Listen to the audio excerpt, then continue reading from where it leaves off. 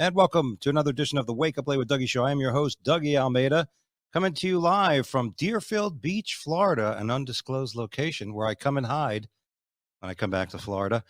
And as you can tell, my forehead is glistening from the humidity here in Florida, which is about 3,000%. I've already lost about 18 pounds of water weight this afternoon, and I'm looking forward to the show. You guys are ready for a good time. We have some good friends. I got my good friend, Andy Forrester, joining us today, and my new friend and comedian here in South Florida who's just tearing up, Brittany Brave, will be joining us in a moment. And, well, why not wait? Why wait? You know what I'm saying? I'm sweating already. You guys can tell. Let's all join in together. How about that? Welcome. Howdy. Howdy. I'm on slow motion because I'm on my parents' shitty Wi-Fi, so I'm going to try to move like a mime is what I'm going to try to do. Really slow and purposeful. That's it. You should just go ask your neighbor for their password. I really should. I should fuck the neighbor is what I should do. No, I'm sorry. That's not at all what I said. I just was like, no. I know. I know. It's just something I've had on my mind already. Okay. Now I'd like to see a photo of the neighbor because I'd like to know what caused Brittany to just throw that out, because I don't think I've ever lived by a neighbor. I don't think I ever had a neighbor that I wanted to bang. Let me tell you, Andy? it's not even about looks at this point. It's just about the fact that I would get out of my parents' house. That's it. Yeah, just imagine how long it would take for you to work your way off the block.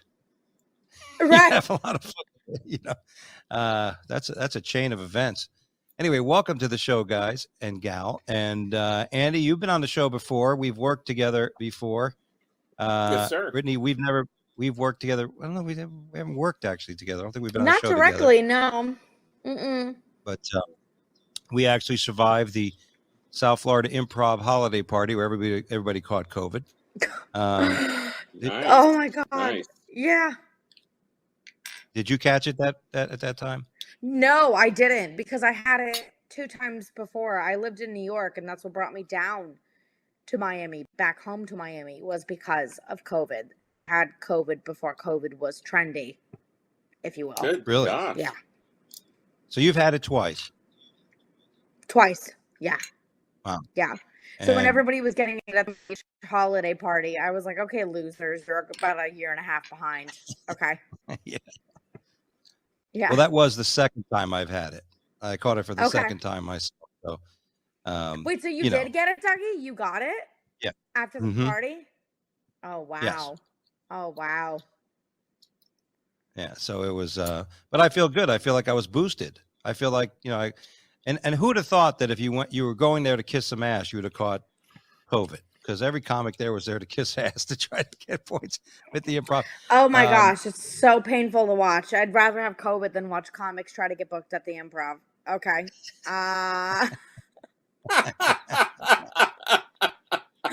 would. Nice. It's like, I swear I can work clean. I'm so funny. Did you know I did this one thing once? I'm like, just sit down and have a vodka tonic. Like, relax. Yeah. Oh. Well, you guys both get work at the improvs. Andy's at the Raleigh Improv a bit. I've never been to that room. Yeah, that's a new one. They opened that up like December of 2018, I think it was. And I was there for their very first show, and they liked me a lot, and they had me back numerous times. So it's awesome. There you go. I have not. I haven't gotten to go around to a bunch of other ones, but that one for sure, they like me, and so yeah, it's fun. Nice. And it's a really nice club. Look at too. you It's getting like, past at clubs the old-fashioned way by just showing up, being professional, and being funny. Look at you. That's always been my goal. Is to just kind of do it the old-fashioned way. Motive. Yeah. Right. That's crazy. But yeah, I mean, listen, it's great. Now that, getting asked back, there's certain things as comics we love, right? One is the initial booking, right? And so you weigh them out. What's more powerful, the initial booking or getting the call back in your mind? Call back. I think the call back, because the call back says, we liked you, we liked what you did, and we'd like to have you back. And I think a lot of times one of the difficult parts, not difficult, but I mean, a lot of people, a lot of comics that come through, they want someone who can work clean to open for them. I just, by chance, I can do that. And so they'll call me, they'll be like, hey, can you, and because when I started, somebody told me, he's like, look, you can do whatever you want, but if you can work clean, you'll just get more work. Because you can open for anybody. So. Yeah. Right. I say fuck off to working clean. I really do. So I can't even. No, I get it. I get it. I can work clean.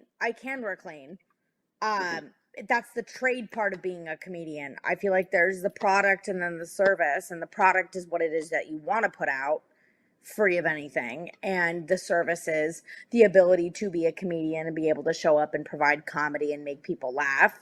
So because of, I want to make this my trade and my job and be pro, like I can work clean, but it's never my preferred status, Like I would much rather just be able to show up and the thing is, like, I don't think I'm filthy either, but I think I would much rather always show up as myself. But I understand the nature of the game. Yeah, I think when I because I started doing improv comedy first, and that was like me too, Whose Line Is It Anyway type thing. And so that was family friendly. So when I went to go do stand up, I was like, oh, I'm going to be edgier. But the thing is like I am like an Eagle Scout, and I don't talk about sex with my wife. I'm not going to do it with a room full of strangers. So like, you don't talk about sex with your wife because it's not happening, Andy. Okay, listen, no, I'm kidding. I'm kidding. Anyway, did I just read you for filth? Did I just read you for filth? So, but that's the thing. Like, I don't. It's one of those things. Like I'm not comfortable talking about that with anybody. It's just sort of, I don't know if it's how I was raised or whatever, but that doesn't, like, I'm not one of those guys who sits around talking to other dudes about that sort of thing. Like, never have, never will. It's just not my thing.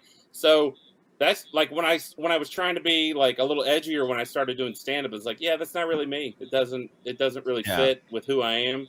So it's fine. I mean, it's not that I've never cursed on stage or anything. That's not the case. It's just, it's like when I, anyway. So yeah.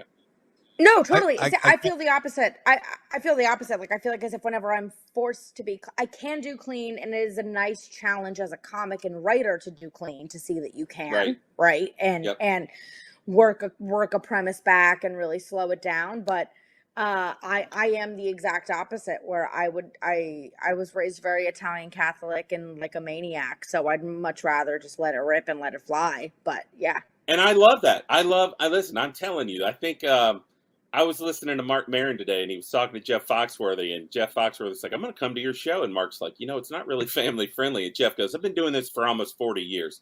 I'm good. I've seen everything. So I'm the same way. I've seen everything. I love it. So it doesn't matter if somebody's blue. I don't sit there and go like, oh, that's like, if it doesn't, it's their style. If it didn't make me laugh, it's what they want to do. Yeah. So that's the whole thing. Like nobody. We shouldn't all be the same anyway. So I like it, man. I like all kinds of different comics. So I love it. Funny is funny, and I like because Andy and I were talking about that before in the pre-show. Is that like cruise ship comedy? It's like, I know comics that do it because it pays a lot better than, let's say, comedy clubs. But much like you, Brittany, I don't like to be restricted. I like to be able to feel free to do whatever I want to say. So that aspect of that business, I never really wanted to do. And like you, I can work clean because that's the business side of it, right? Comedy club says, hey, can you be clean for 25 minutes? I'm like, yeah, of course, but at the same time, I would much rather be able to just say what I want to say. But you're right, that's part of the business. You got to work. And if you want to work, sometimes that's what it takes. And, but if you, like you mentioned, the product, your voice, what it is you really, what you really love doing is unrestricted. And that's that's the way I feel about it. Absolutely. Yep. Yeah. But same. We do agree.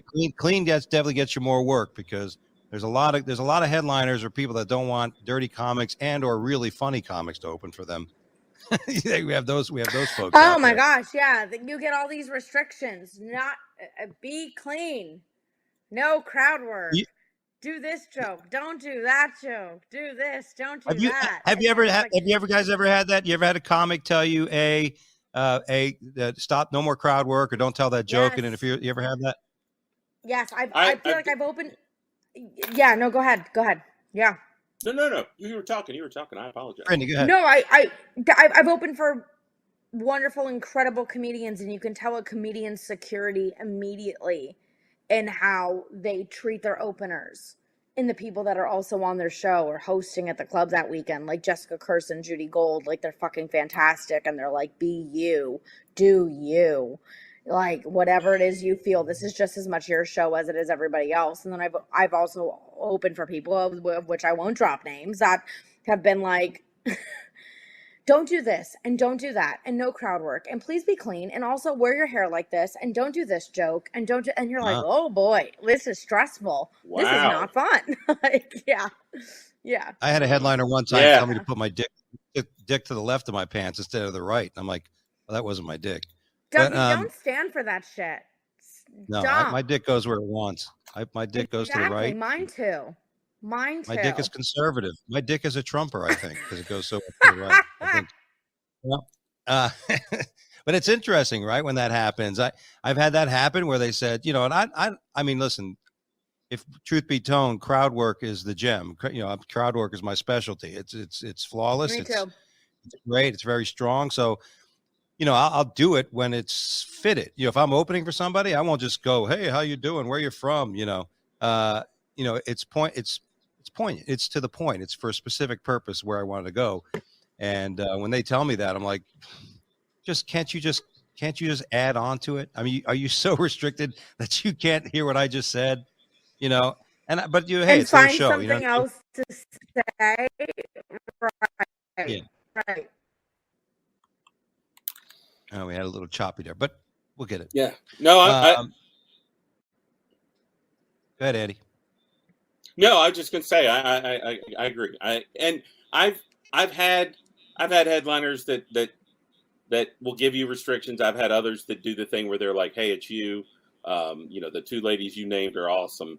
I love them, and you're that's sort of that is the attitude that I believe that all of them should have. And you're right, it's a security thing. Like, they're very insecure if they're like, I worked with a very famous ventriloquist one time, and I had a closing bit about a Prius, and so he gets up and he does, like, his first jokes are how he owns a Prius and a Hummer, and I say those two words in my last bit, and he gets off stage before, like, the next show, and he says to me, when I got off stage, before he goes up, he goes, did somebody just talk about a Prius? And I was like, yeah, that was me.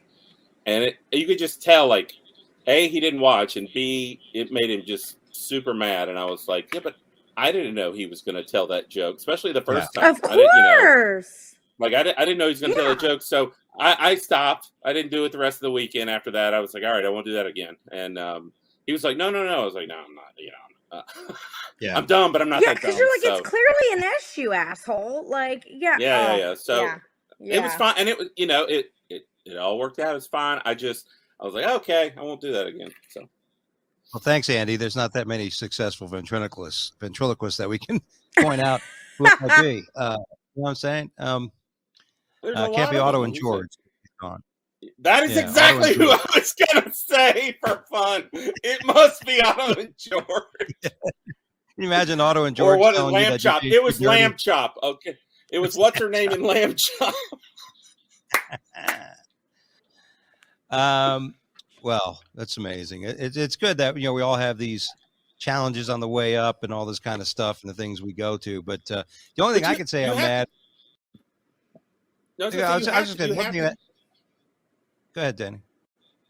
You have to experience that. Otherwise, you don't learn that. Like, you have to experience the sort of thing of, you know, you have to experience somebody telling you, hey, watch what you say. Don't do this, don't do that. You have to experience somebody going, did you just tell a joke that I also tell?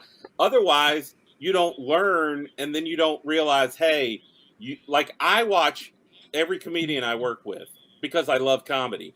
But you should also watch it in case somebody is stepping on somebody else's stuff. Of course, you can take control of that, and you can be the person that says, you know what, I'm going to bow out this weekend, and I won't do that bit because that seems like it's a great bit for him, or I like theirs better, or whatever reason. So, But you don't have to be a turd and be like, hey, you know that one bit you're doing?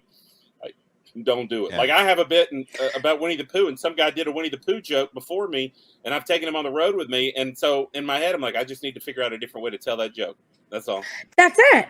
Right. That's it. It's just, and I mean, isn't that always the case too? Like, even if it's not, if you're dealing with nationally recognized headliners, even if you're just dealing with your peers or open micers, if you're at an open mic and somebody tells a joke and you're like, whoa, I kind of have something similar. Okay, parallel thinking is what makes it work, because that's comedy, Right. relatability, and connecting to people. And then it's just that inner challenge. Either you give up and get pissy and arrogant, or you're like, all right, how do I make my Spirit Airlines joke more specific, more, because we all have a joke about Spirit Airlines. I mean, let's get real. We all do. I feel like I know my Wi-Fi is so slow. I look like a cam girl who's trying. I'm so sorry. I don't know what's going on. Anyways, okay. Yeah, even got there. We go. Yeah, I had that. I had that happen, and especially when I can see why it happens. Why sometimes comics will do that, because the only pet peeve I have when I'm closing the show is I hate when I go on like an hour into the show. I hate when like a booker or somebody will just put like a host, 4 guest spots, a co-feed, like you don't go up until like after an hour into the show, and you're like, man, by that time it's not even worth it. The crowd's already beaten up, so sometimes, and I work with somebody, and somebody went up, and I do a bit about my wife being Asian, but this one guy did a guest spot, and he's supposed to do 6 minutes. He did 10 minutes of the entire set was basically about his situation at an Asian massage parlor, and it was graphic. It was, it was to the point. Of course, it wasn't very funny. You know what I mean? It was because like you were saying earlier, I don't mind if somebody's dirty, whatever they are, if it's funny. You know what I mean? But when somebody goes down a really dirty road and a laugh, or what I'm saying is the punchline. Oh, why do we just have to listen to all that? Or when genitals are the punchline. Yeah. That's it. Or ejaculatory fluids are the punchline or something. Then you're like, well, that's just dirty with no purpose. That's it. Right. Like, big difference, right? Right. Dirty with a purpose is good. Dirty without a purpose is just filth. Right. I also don't think talking about sex is even dirty. Like, I mean, it's graphic, it's sexual, but I've heard plenty of sex bits that are brilliant, smart, not dirty, not graphic. So I have a bit about my vibrator, buying my first sex toy, which, yes, on the surface is about sex and is about sexuality, but it's really a bit about my ongoing battle with Wells Fargo and my ability to always somehow be poor and have my bank embarrass me. Like, it's really it. Like, it starts off with that, but it completely pivots into me arguing with a Wells Fargo customer service rep, and it's a true story. And some people might think it's dirty because it's technically about my purchase of my first vibrator, but I don't go into using it. I don't go into detail about buying it. It's more so about my inability to afford one than anything else. So, yeah. It feels a lot like one of the stories you shared with us, Dougie. Yeah. Did you see all the story? Yeah, Yes. I think it is. I think it is that, right? It's because as comics, we're wordsmiths. So if you could take a dirty subject and say it in a way, and do it properly, it won't be dirty. Even though the content, if once thought of, can somehow be of a dirty content, but the way it's being delivered is completely, professional and well put. And that's the difference, and we do a writers meeting at the Greenville Comedy Zone now every couple of weeks, me and Brandon Rainwater, and for the comics starting out, because a lot of new comics, and we're like, that's what you got to do. When you have a joke and you find all this filth in it, sometimes if you write it down, you could fill those words in with other words, and make it actually a much funnier joke. All right. Well, this is a really weird thing, but it's still in my mind. I don't know if you guys saw. We're gonna go from doing comedy to talking about this shit, but I don't know if you guys saw that Chinese airliner that crashed. Did you guys see the news? Mm-hmm. And amazing thing is there's footage of the plane falling from the sky. one more time, Ben. Yeah. Because, I mean, look at this fucking. Oh. I don't know what I'd be doing. I read that and I couldn't figure out what, like, I mean, I know nobody ever knows exactly what happens, but like, rarely are the crashes nosedives. You know what I mean? Like that is like a you know what I mean? Like a lot of crashes, like, oh well, they hit a mountain or like they lost control and hit the water, whatever. But that was like a nosedive. I'm like, how does that happen? Yeah. I found it too. It was poetic, if you will. It has to be the power. The power just went out. They lost all power. That's the only way a plane would fly or fall like that. I just, you can't help but think, like the people's thoughts. I mean, because every time I'm on a plane, there's turbulence. That's what I think is going to happen. Every time I'm in a fucking plane, that thing starts to shake a little bit and hit some bumps. That's what my mind is in my fucking head. It's going. You're like, I'm taking a nosedive like a Chinese missile. Let's fucking go. Like, that's it. Oh God. I start getting all freaked out and everything. Now watching this, I'm flying on Thursday. This did not help. Okay. This did not help my bravery getting on a Southwest flight this Thursday morning to Colorado. Well, that's because you're going on a Southwest flight. Southwest is like the older stepbrother to Spirit. Are you trying to help me, Brittany? Are you trying to make me more confident? I mean, fucking. Listen, comic to comic, I'm here to be real with you. Really is what it is.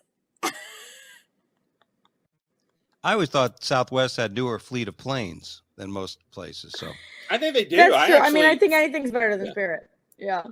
I mean, that's the thing is, I think really, if you look at it, a lot of the airlines had the exact same planes.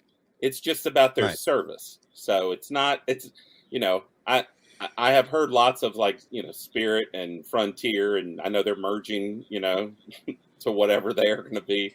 But like, they're not like flying Cessnas and piling 100 people in there. They're still flying like 747s. But that's true. I agree that it is just a matter of like the service and what you mean. You get herded like cattle on Southwest, but you're like, well, I did pay for this, so you did. I do. Got your money's worth. Yeah. Well, I like Southwest because I like the process of if I do have to cancel a flight, it goes into the bank and I have to worry about rescheduling, COVID cancellations, and all that shit. So, hey, I don't know if you guys saw the news of the transgender swimmer. We all know the story about the dude. I mean, the guy. He still has his. He's just taking estrogen, but he won the NCAA swimming nationals. And at a show of defiance, the second, third, and fourth place winners stood off the podium by themselves. This has gotten a lot of attention because, listen, I have a family member who's transgender. I'm all for the equality and the struggles that those folks are going through and the challenges and everything. But if Miss Nevada last year was a transgender, she won Miss Nevada. I think that's incredible. For a man to look so fucking good, you know what I mean? So hot.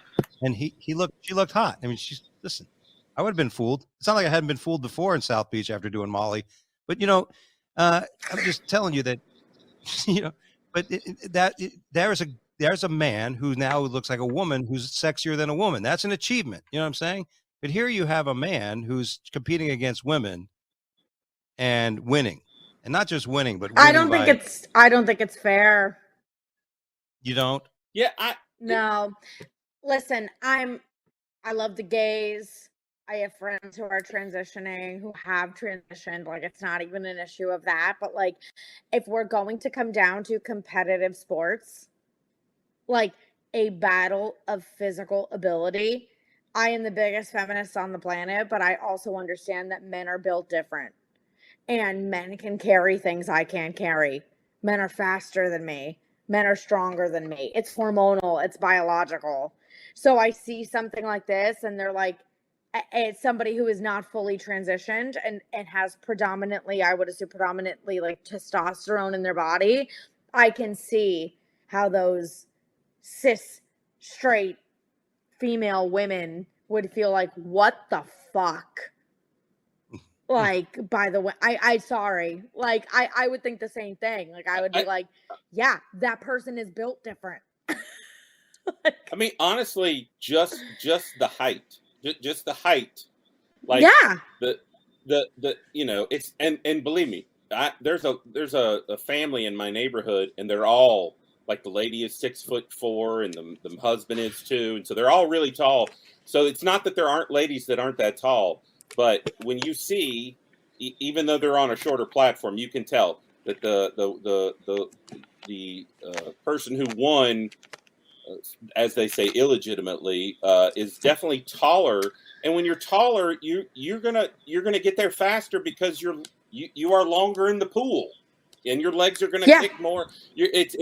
So it's like I say, it's more of a science thing of like, yeah, I saw a meme about it where they said they were like, they showed where he placed when he was swimming against men. Yeah. And it was like, and I didn't know what it was. I didn't understand it. He was like 421, and then he changes and swims as against women, and he's number 1. And so it's like, bullshit. Like, bullshit. Yeah. Sorry. And then so that's what I was like. I was like, I would hate to know that, and I'm not saying it is, but I would hate to know that would be his reason. Wouldn't you? That'd be terrible. You found out his reasoning for transitioning would be like, well, if I compete against ladies. Well, the thing about reasoning, it has to be either admitted to or testified on, as opposed to assumed or predetermined somehow. But the real question to me will be, what would be the after effects? Meaning, like, now, even though he's won, it's a shallow win. Like, in other words, I mean, she's standing off to the side where the other 3 women are off. Like, they're not respecting this as a win. This country is, for the most part, is not respecting it as a win.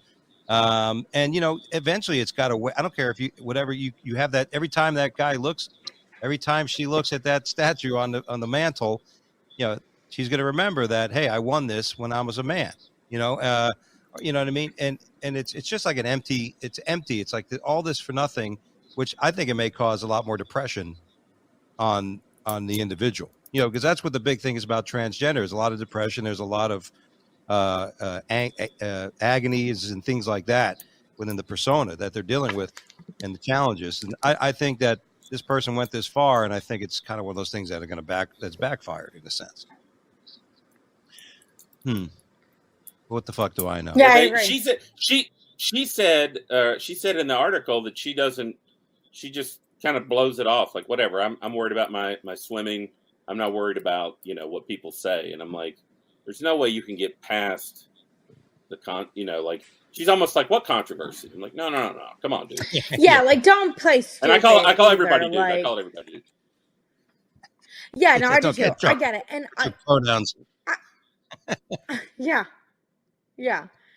I also just think that this is part of, like, the world that we're moving into. I mean, it's sloppy, right? And I feel like nobody's giving anybody grace either. Like, if I were to, like, address the other side of the argument, it's like, listen, we're in a world right now where we have the most freedom to identify how we want and transition. And I honestly think that's great. And I also mostly think it's not my business, however you want to be and whatever you want to have. I really just don't think it's my business. I've never really given a shit about it. Like, live your life. And I think that this is one of the areas we're navigating now. Professional sports, Olympic level sports. Like, you know what I mean? Like, it's okay. What happens when we have something that's been traditionally this way and pretty static and pretty masculine, and now we have a transgender woman, you know, or like competing, and where is the line? Do we also can't force that athlete to compete on one side or another. We have to allow them to. Yeah. A lot of people talked about having their own class, like, in other words, transgender women class. Sure. You know what I mean? I agree with that. And that'd be fine, you know. I just don't know how many you'd have competing. That's the, you know, the idea of it, but you should. Therein lies the, Yeah, it's like Special Olympics. Wouldn't that make everybody feel better? Like, I feel like that everybody who feels slighted by this win would feel more comfortable by having them have their own class. But I also feel like, wouldn't people who are transitioning feel even more seen if they were able to identify and work and compete? Listen, I think it would be a much more exciting thing. I would love to see transgender beauty pageants, because, you know what I'm saying?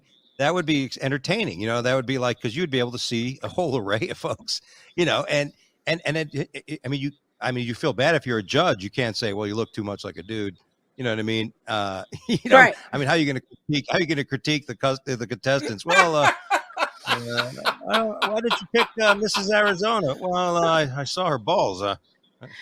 She teabagged me. But I think that would be, like, to me, entertainment wise, that would be entertaining, right? I mean, just watching a beauty pageant of men that are trying to win a Miss America or Miss Universe beauty pageant. Why not? If we're going to do it, and then why not? People have things to do. Speaking of things to do, Pete Davidson brandishes Kim Kardashian's name on his chest. I mean, first of all, my friend I do my podcast with hates me, doesn't think he's funny. I love Pete Davidson. I love anybody who just stands out on their own and doesn't give a shit. I got to see Pete Davidson early when I was in New York at the Broadway Comedy Club one time, and he went on stage years ago. I think he was like 18, and I said, "This guy is fucking hilarious. Look how young this guy is and how smooth he is on stage." And so I liked it. But the idea is, would you brandish? This isn't a tattoo. This is like a prodding. This is like burning it into your skin. Yeah. Cattle prod. Yeah. I mean, yeah. I don't understand it. I'm a ginger. I'm already really sensitive to everything, the heat, the cold, criticism, you name it. And so I don't have tattoos because I'm covered in freckles. So it'd be like connect the dots. I don't understand. I love tattoos. I love them. I love the artwork of them. I'm an artist. I have an art degree. So that's the only reality show I've ever watched is that Ink Master. Not the only one, but for the most part, I watch Ink Master because I love the artwork of a tattoo. But I can tell you the idea of going, let's go get a cattle iron, thing and put it on you. I'm like, no. And you know what I mean? And also the idea of this dude already publicly has dated people that he's having their name erased from him. And you can't, and he's like, no, this is permanent. I'm like, you literally are in the worst love triangle ever publicly. And you're like, yeah, let's brand her name on me. I'm like, come on, man. So you think he was doing it just to piss off Jeezy, to piss him off? Oh, yes, God. Yes. This is now not even about Kim. It's not even about Kim. It's about two pseudo alpha males in the public eye, somewhat equally famous for their own reasons, just duking it out for one of the quote unquote, whether you think so or not, hottest women in the game. That's it. Yeah. It's not even about Kim, which is almost my favorite. Crazy. Which is almost my favorite part about it. It's like, hey, Kim, relax. It's not even fucking about you. The first time in your entire career in life, it's not about you. Yeah. How about that? It's insane to think that she is the most sane person amongst those three. It's oh my God. Yeah. But she is. You're like, well, she's. Yeah, it's kind of nuts. Also, is it not like the Hollywood dating trifecta we all saw coming? Isn't it the most unsurprising dating love triangle? Like a maniac and a maniac and a maniac all meet at a premiere party. Yeah. Two of them hit it off. I love that joke. The other two get divorced. Everything's a fucking mess. One of them gets one of theirs name. It's just so obviously Kim's with Pete, who's been with everyone, and Kim's been with everyone, and Kanye's out of his mind. It's so textbook at this point. Yeah, that is perfect. Three maniacs meet at a Hollywood party. Really? That's gonna be a new Quentin Tarantino movie. It's got the makings. Yeah, I'm available. Let me put it that way. Well, Pete was supposed to go to space with Jeff Bezos.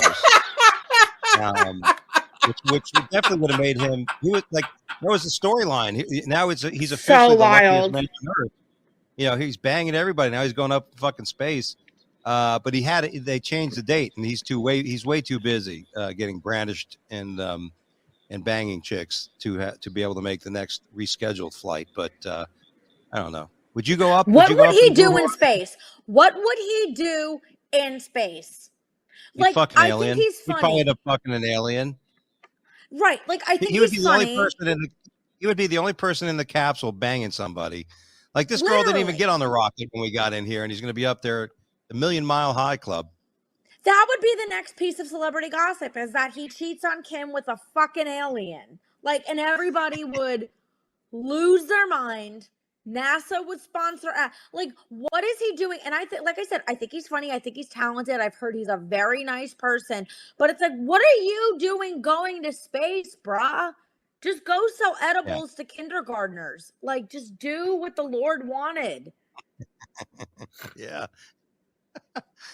I agree. I'm sorry. I'm just up about this. Like, what business do you have being on planet Jupiter? Like, relax. Like, my question real quick is, he's so young and all this is happening so young. Where's he going to go from here? Like, you know what I mean? It's like going on a date with a girl for the first time and you're in a threesome. And then what are you going to do on your second date? You know, like right. You know, what is this guy going to do? And when he gets older, he's going to be like depressed as shit. He's going to be like, I should do all this shit now. He's going to be the most boring person ever when he's older. He's going to like honestly manage like a retirement home. You know, it's funny on the last thing we talked about, and you were like, I just look at it like it's none of my business. You know what I mean? So that's kind of how I look at like a lot of times I'm like, why do they follow celebrities and do all this crap? Because I don't need to know about his love life or her love life and that sort of thing. Like, I know that as a country, that's what we do. We follow these people, we eat it up, but it's you know. Well, I'm just glad we're not. I've never cared for celebrity gossip. I don't care for gossip, period, let alone celebrity gossip. I don't care.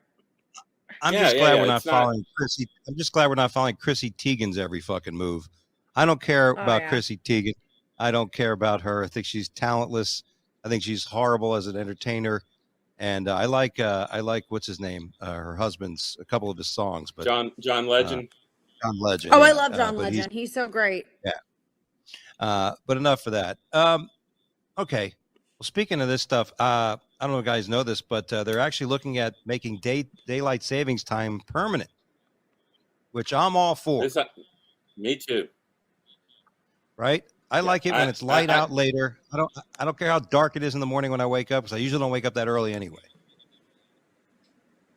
Yeah, they started it years ago. I think it became a law in 1915. And that's the one article I didn't have to read that you sent me, because I had already read a bunch of articles about it. Because when I heard, the Senate literally passed it like unanimously, and none of our government officials are ever unanimous on anything.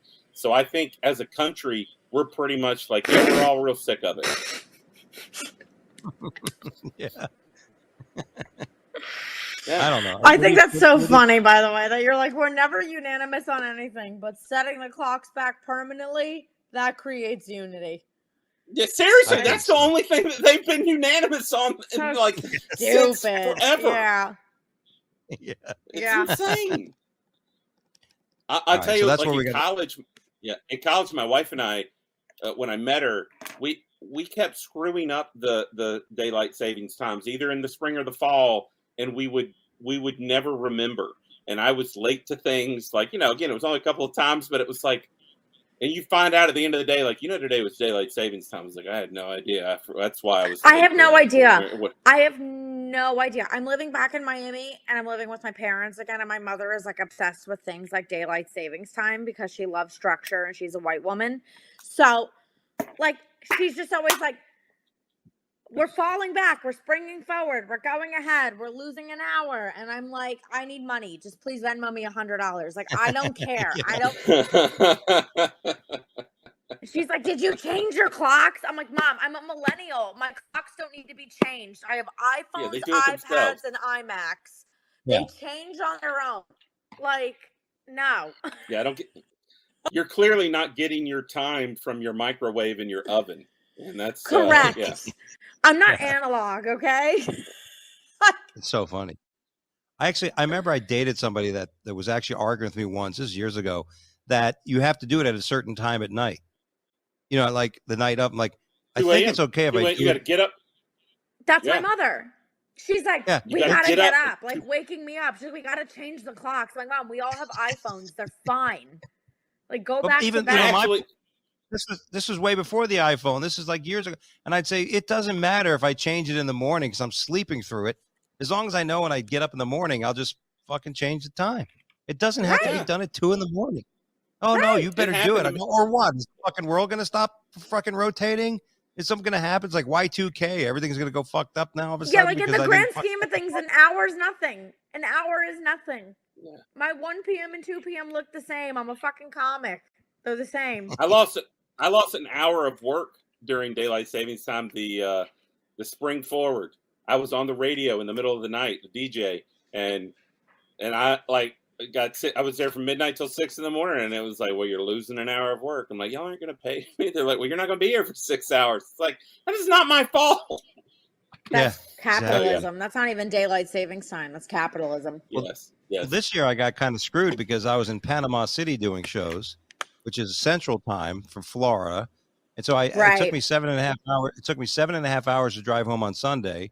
So not only did I lose an hour with the time change, right, and I'm actually getting home like 7.5. Like it was like the worst. An hour from the time change and an hour because of the daylight saving. 2 hours in one day I lost.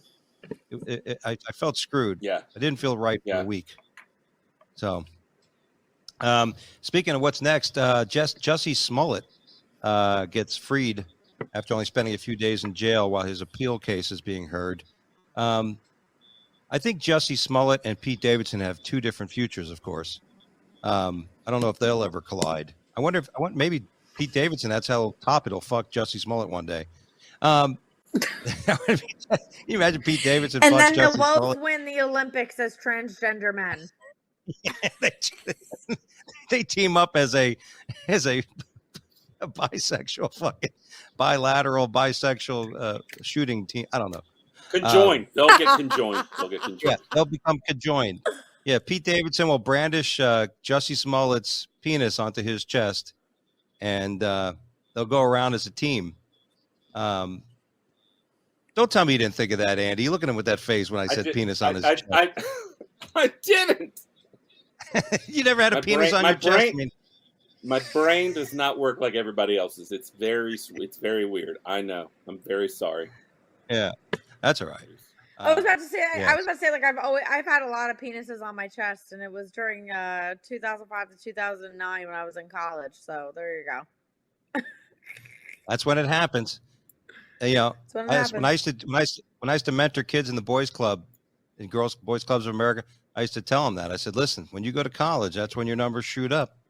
You know, don't be. You may have low numbers before you get into college, but when you get to college, that number just. Yeah, I lost count in college. I lost count. Yeah. How about you, Andy?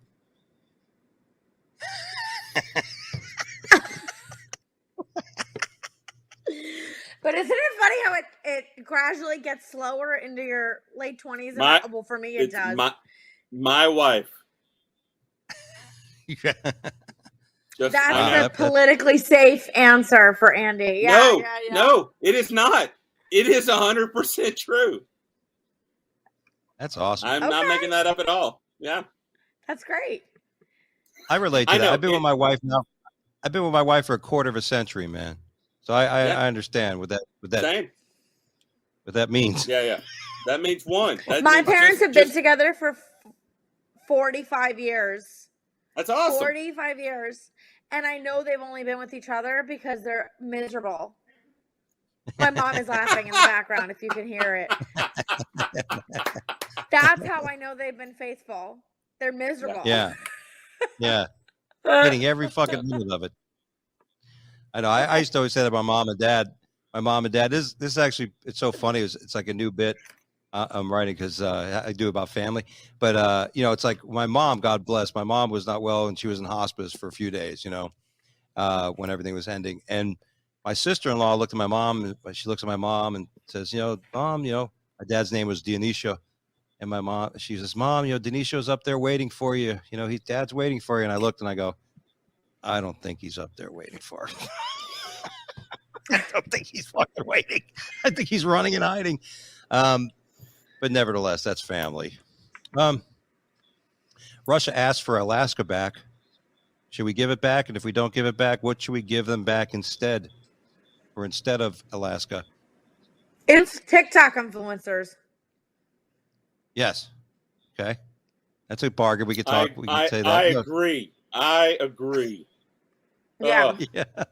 Let me tell you, Have you guys as a parent of children and 2 girls, one of them's 14. Like, I have been to the schools, I have volunteered at schools, and the number of kids where that's their, over the years, it's been like, well, I want to be a YouTube creator and I want to do this. And now they want to be, I'm an Instagram model, or I want to be an influencer. Like, imagine that's the job title that you really want to be. Like, that was never, like, if you told some guy who used to be a coal miner, now you could be an influencer. What the hell is that? Like, he'd lose his mind. He would lose his mind if you told him that there's a job where Yeah, my grandparents have been dead for years. Like, I haven't had grandparents for years. That's a whole other. That's for therapy mostly. But that's why we're here. If I told my grandmother, like, I'm going to be an influencer, she'd beat the living shit out of me. Like, she would be like, and rightfully so. And rightfully so. Like, could you imagine? Like being in kindergarten and they're like, we're dreaming about our futures today. Like, back in my day, we wanted to be astronauts and scientists. And now kids are like, I just want to twerk on my fucking phone and make money off of that. Get out of here. So I say, Russia, you can take Alaska or whatever the hell. And you know what? We'll give you only if you agree to take all of our TikTok influencers with you. Yeah. Well, they'll do what the Chinese did. I never understood how we took Alaska. Got Alaska. I'm sure I should do a little more research on that. But it totally seems like it's part of Canada. So how did it doesn't seem like it's part of Russia. It seems like it would have been part of Canada. So why did we go? We should get a state that's not connected. Well, see, the explorers from America that went up to Canada knew the owners of the Improv up there, so they got stage time out there in Alaska. And so they got to do a lot of shows out there. And, nice. And the Russians were like, "What is this shit-ski comedy ski?" And then Alaska said, "Look, the Americans said we're going to buy this fucking thing." And then the Russians went, "Why? It's cheap. It's all ice. What do you want?" Yeah, they got passed, and then so they bought it because Russia still regrets that because it was a horrible decision. They sold Alaska very cheap because they thought it was just an iceberg. They didn't really know all the gold that was underneath Alaska and the oil, of course. Yeah. But good deal. Wow. But see, it's not what you know, it's who you know. All right, let's do Florida, this. It's time for. You said in Florida, yeah. Hey, by the way, you know that Idaho now is taking Oregon. I think it was Oregon. Oregon is now, they have more Oregon man stories than Florida man stories. So that is the new, Oregon man stories. Like, I posted on my TikTok at Funny Fiduciary. I posted on this. I was driving. I'm here in Florida, and some guy was holding his fucking mattress on the top of his roof. He had his arm on it. So the old me was going to roll down the window and go, "Hey, stupid." You think that chicken wing of an arm's going to keep that fucking mattress from flying off? At him. Stupid? You wave at. That's what you. Yeah. Wave. Hey, what time is it, buddy? But it's just ignorance. It's like, and to this day, I saw a guy at the bus stop with a mask on, and I'm like, this is Florida. I mean, you're in fucking Florida. All right, let's do the news as a joke. Here's our first story of the day. Dentist broke his patient's teeth to make millions installing crowns. No one likes going to the dentist, and you don't like to hear stories about this, about somebody's purposely cracking your teeth to put a crown in. I don't like feeling like somebody that's as big of a pussy to become a dentist is conning me. That's embarrassing. That's just my first take. I'm sorry. My dentist is a pussy. Yeah. Everybody's in the waiting room. Hey, what do you got to get done? I got to get a crown. How about you? Yeah, I got to get a crown. Yeah, me too. My teeth cracked. Your teeth cracked too? Yeah, my teeth cracked too. Holy shit. Good thing we're at this dentist. Yeah. That was crazy. I read that, and the guy was like, he would find the tiniest little thing and convince people they had a crack, and then he would right then crack it, take another x-ray and go, "Oh, they're really going to want to see this. I bet they will. I need some evidence of this crap. This is insane." And amazing, the guy ends up selling his practice. And then the person who took over the practice ended up looking at the medical history and going, "What the fuck is going on?" And she figured it out. But guy spent some time in jail. Listen, he's on the hook for 10 years for every time he filed one of these things, and 5 years, and it's like hundreds of these things. So he should get a lifetime sentence and killed at the same time. Like, it sounds like a terrible. I agree wholeheartedly. I agree. That or somebody should drill him fillings in every teeth without any Novocaine. Yeah. Right. Make him like from the Marathon Man, the movie The Marathon Man. Bring that dentist back. Another story: swimming pool built for monkeys in Lop Buri in Thailand to prevent aggression from the heat. Hey, the monkeys don't want to get them pissed off, man. I mean, you could be in this part of the country and then go ahead. Not in that China, right? I think it was Thailand. Was it? Yeah. Thailand. Sorry. Yeah. I mean, you don't want to be making angry monkeys. There's angry monkeys all the time in those countries that'll like come steal your stuff and smack you upside the head, and they're like, "Whatever, man, I'm a monkey. What are you gonna do?" They do it all the time. There's videos all the time of them like stealing stuff. What a built-in excuse they have. Yeah, they're like, "Hey, let's take a picture," and then I've seen them like grope women. You're like, "My gosh, what is up with the monkeys?" Yeah. That's not a monkey. That's a guy in a monkey suit. It did. Yeah, they had a video. Yeah. They had a video of it. They showed it. And they were terrifying these kids. I was watching it last night. There was a monkey on a big telephone pole beating the shit out of a seagull. Like he had caught a seagull or something, and he was banging it on the telephone pole to kill it. And the kids were watching. "Mom, what's going on?" The mom's like, yeah, this is the wild, son. The monkey caught the bird. That's his toy. Yeah, it's a fake seagull. That's his toy. That's his toy seagull. He's fine. He's well adjusted. Nobody's concerned. It's that stupid fucking limo from the Liberty Mutual commercials. You know why they like Geico has the gecko because Geico sounds like the word gecko. You know why they have the emu? Because Liberty Mutual, I figured this out one day, and I'm sure everybody knew it the moment they saw it, but I finally was like, wait a minute, that's just L-I and M-U from Liberty and Mutual, and they were like, Limu, what can we do with that? Let's have an emu. I'm like, oh my God, that's so dumb. Yes. Actually, it's a pretty good idea for marketing, and it must have worked, because guess what? I no longer have State Farm. I got Liberty Mutual now. There you go.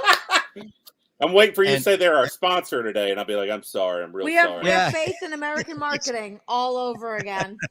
Yeah. And, I love that commercial because it's Emu and Doug. And, of course, it's me. Oh, yeah.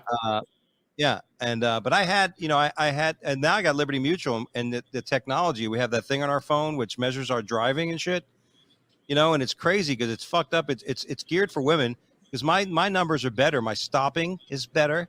My acceleration is better, and my nighttime or daytime driving is better than my wife's, but they still could put my wife first. This is bullshit, okay? They saw me making fun of my Asian wife. They're like, no, we're not going to let you have the stereotype of the Asian driver worse than you. We're going to put her number one. So I'm not going to comment on that. I'm just telling you. Don't comment. You want to stay clean and get corporate work.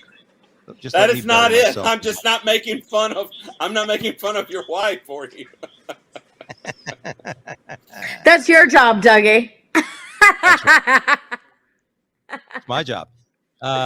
Ex-stripper running for Congress in Philadelphia. Elect the hose, they say.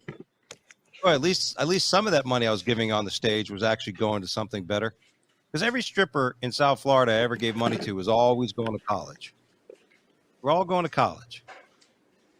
None of them ever went to college. Which is honestly just a waste of money for everybody. That's a waste of your money and her money. Let's be honest. So, also they're lying to you because all strippers in South Florida have bright futures, which cover at least a fraction of all college tuition. So they're lying. Yes. I paid. Listen, I paid a lot of rents. You have that conversation. In the back room. Right. You covered a lot of textbooks. Yeah. What's wrong, honey? Just a little concern. I got to pay my rent next week. Oh yeah, how much you short? $500. That's okay. Don't offer me. I wasn't. Yeah, I wasn't. Yeah, exactly. I'm actually going to try to teach you to earn it on your own, bitch. How about that? Yeah. That or you could be one of those guys waiting outside in the parking lot till 2 a.m., 2:30 a.m. Where like, she come out? The candy tits come out yet? Our last story of the day. I don't know if this is the glass one. Sorry. Glass tumbler found in a woman's urinary bladder 4 years after her use as a sex toy. Hey, anybody see that glass tumbler? I did see this, and I just got over a UTI that I've been battling for 4 months from a cause that I really don't know. I couldn't pinpoint it, and I swear to God, I saw this news story, and I was like, shoved up there, or? Right. I was like, did I forget, and did I accidentally try to recycle through my snatch? I don't know. I don't know. Yes, It made me think. This was a news article that made me think. That's all I'm trying to say. Yeah. It is insane. But if you talk to like people who work in the ER, like they will tell you of the things that are up people's everything. Oh, like my God, yeah. Yeah. And I am completely baffled. Like it was a glass tumbler. What is going on, lady? Like they sell things, and there's got to be something. Like you're not going to make it easy for anybody after that once you put a glass tumbler up there. Like that's what I thought was. Is it like a southern form of birth control, like sticking a mason jar up there? Oh. Like an IUD, you know? Right, like an IUD, right? Like a southern poor man's IUD. I don't know. I'm just trying to consider the options. That's it. I'm just wondering after she had her sexual pleasure if she was going, where did I put that glass? Where the fuck did I put I'm my thirsty. glass? Right. She probably said, I'm thirsty. I thought I had a glass of water in here. Well, who took my glass of water? Right. Or she woke up the next day and was like, it's time for me to make my rolled oats for the morning and have a healthy breakfast. And she looked around and there were no glass tumblers anywhere. What happened? And I don't understand how it was there for 4 years and like not have problems peeing. Like I don't understand. Or everything else. Or the glass breaking, for God's sake. You know what I mean? Yeah. Yeah. Yeah, 4 years is a long time. That's a presidency. It's a college. That's a long time. Isn't that's like how long? How like if you get an IUD, how like do they? Is there a IUDs are like 7 years. Yeah, they're like minimum 7 years. Some of them are like 10 years. Like it's like a lease on a friggin' car. It's like a commitment. It's a down payment. You can have it. It's like a mortgage. Yeah, you can have it taken out earlier. But I just was curious, like if they put one in there, they're like, oh yeah, well, usually they come out after X number of years. Yeah, it's a commitment for sure. So 4 years with a tumbler jar is like an IUD light. It's like an appetizer IUD, essentially. I don't know about light. I don't know. Yeah, I don't know about that. Yeah, light is used lightly. Yeah. The tumbler, not a shot glass. Yeah. Right. Yeah, that's interesting. I wonder what the residual value of my IUD is after 7 years. Can I trade it in for a better one? Yeah, I think it goes down for sure. Speaking of money, if you're short of money, in our last story of the day, Americans can get $5 million for informing on Russian oligarchs. That's right. We're just want to rat out a Russian oligarch who's got reach all over the globe and can have you struck to a fucking telephone pole and beaten by a monkey with a Seahawk in his hand. Go ahead and tell him for $5 million. Yeah, I got to tell you that if there is even one American that can spot or spell oligarch, I would be amazed. Like I can't imagine that there's anybody in America who would be like, you know what, that looks like a Russian oligarch. Like when I hear the word, I have no idea how to spell it. If I see it, I'm still like, I don't know. Yeah. You could have a bunch of Americans going to tops of buildings and taking gargoyles off the top. I got one of those Russian gargoyles. Yeah, exactly. Or somebody will call and report one. They're like, hey, I saw one of them Russian Ogilvies. And like, where were they? Taco Bell. Ogilvy, that's an advertising agency. Ogilvy. That's what I'm saying. It's so dumb. Like somebody's going to call in, that's all one of them Russian Ogilvies, and they were at Taco Bell. Like, I don't think you know what an oligarch is. I didn't say that. I don't think you know what an Ogilvy is either. Yeah, right, Yeah, exactly. Yeah, I spotted one of those oligarchs who was having breakfast with Bigfoot. Yeah. Right. Yeah, well, Nice. you know, I'd like to. I think I might be. I knew a lot of Russian mob when I was in South Beach for many years. I got to know some of those characters, so I knew some of the behaviors that they have. So maybe I'll keep my eye out, and I'll be $5 million richer. But I still won't know anybody at the Improv to get in. I could probably save the fucking world from World War III, but I still can't be featuring at the Improv this week. Anyway, buddy, that's all we have time for here on the Wake and Play with Dougie show. I want to thank my good friends Andy Forrester and Brittany Brave for joining us on today's show. And of course, let's see what you guys are going to be. Brittany, you got anything coming up you'd like to share with the audience? Yeah, I do. I have a show on Miami Beach on March 30th. I have my parents talking in the background, despite the fact that they know that I'm on a podcast. Amazing. Time to move out. I have a show on Miami Beach on Wednesday, March 3rd. I'm suicidal. I'm a show March 30th, Lincoln Eatery on Miami Beach on Lincoln Road. It's called Laughs on Lincoln. It's a very fun time. There's an after party and whatnot that I'm performing all over it at Brittany Brave on all social media. Yeah. Awesome. How about you, Andy? I got some breweries coming up. I'm going to Gutty's Comedy Club in Minneapolis in May, and in April I'm going to Greenwood, Indiana, Gutty's Comedy Club. But I'll be at the Cabarrus Brewing Company in Concord, North Carolina on March 31st, and April 2nd I'm doing this show down in Holly Ridge, North Carolina. It's at a barbecue joint, and I don't. This will be my first barbecue joint. Well, it's not. I've actually been down there to Porky's in Florida, so it's my second barbecue joint I've performed at. So, but it's sold out in like a week. So, yeah, I was excited. Nice. That could be all of like 10 seats. I don't know. I'm just teasing. Yeah, exactly. We sold out as comedians, and we're like, hell yeah! And then people afterwards are like, it's 4 people, and 2 of them are deaf, and we're like, yeah, exactly. Hell yeah! Yeah, don't care. Yeah, exactly. I'll take it. Yeah, I got a standing ovation. Everybody just went to the bathroom at the same time. That's right. Exactly. There you go. Well, thanks, guys. I appreciate it. Like I said, I'll be at the Looney's Comedy Corner this weekend, Thursday through Saturday in Colorado Springs.